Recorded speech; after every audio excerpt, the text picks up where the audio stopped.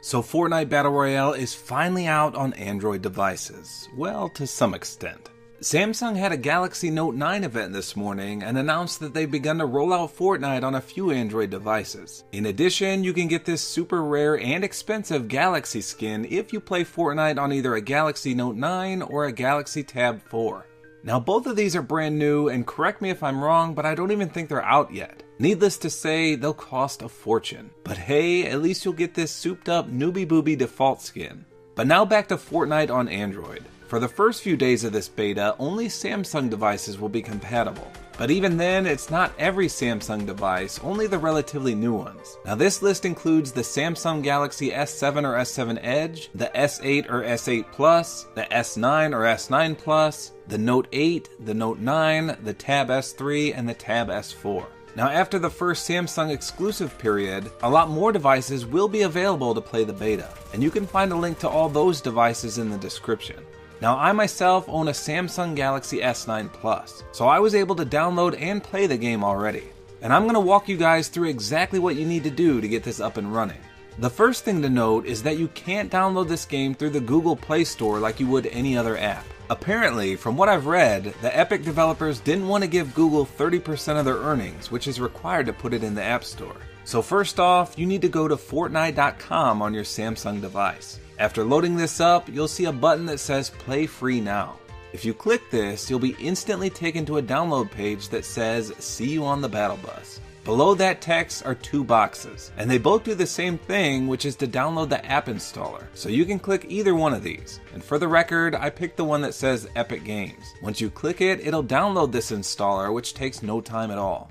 After you download it, you need to go and open it. Then it'll prompt you saying that your phone is not allowed to install unknown apps from this source. And this is apparently a result of the Epic developers not using the official Play Store. You need to click on the settings option, and then you can give your phone permission to enable apps downloaded through Chrome. And if you want to run Fortnite, you'll need to give it access to this. It'll then ask you if you want to install this application, and you simply click Install in the bottom right.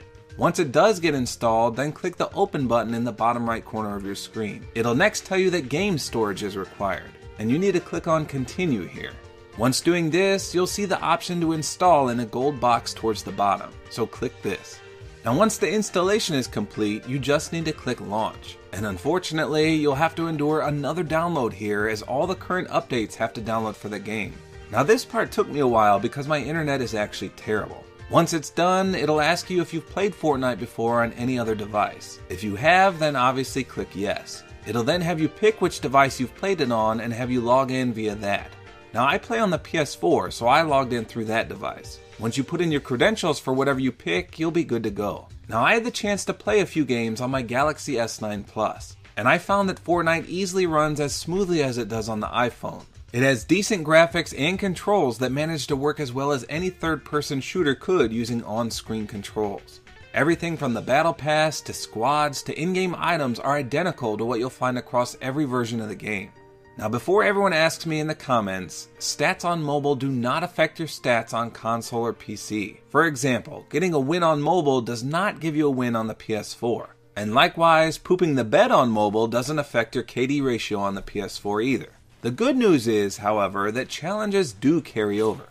So if you complete a challenge on your mobile device, it will count as if you did it on the console version. So the biggest drawback I could find to Fortnite on mobile is the battery drain. I started playing with my battery at 75%, and after about 2 hours of playtime, I was down to 6%. Now I was letting my 5-year-old son play as well, and God only knows how many other apps he had open at the time. So I'll have to get my phone charged to 100% and see just how long I can play before the battery dies. So that's really all there is to it. The fact that you have to go out of your way to do a workaround for the download since it's not in the Play Store is a little annoying, but it's great to actually be able to play on mobile finally. I absolutely hate anything Apple or iPhone related, so it's awesome to actually get to play finally. Now I lucked out in that I had a Samsung device already and it was on the approved beta list. If you don't have a Samsung device, you'll need to sit tight for just a few more days until Fortnite rolls out on more Android devices.